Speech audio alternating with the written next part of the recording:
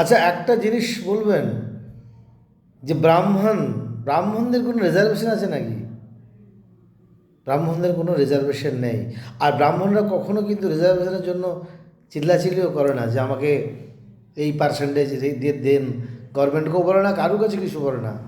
কিন্তু আলটিমেটলি আপনি দেখবেন তাদের ব্যবহার, তাদের পৌঁছানোর জায়গা, যখন সে তার জায়গায় প্রতিষ্ঠিত হয়, সবার আগে প্রতিষ্ঠিত হয়, সবার হিসাব নিকেশকে পিছনে ফেলে সে তার জায়গাটা প্রতিষ্ঠিত করে, তার বুদ্ধি, তার তীক্ষ্ণতা, তার শিক্ষা, তার সংস্কার দিয়ে।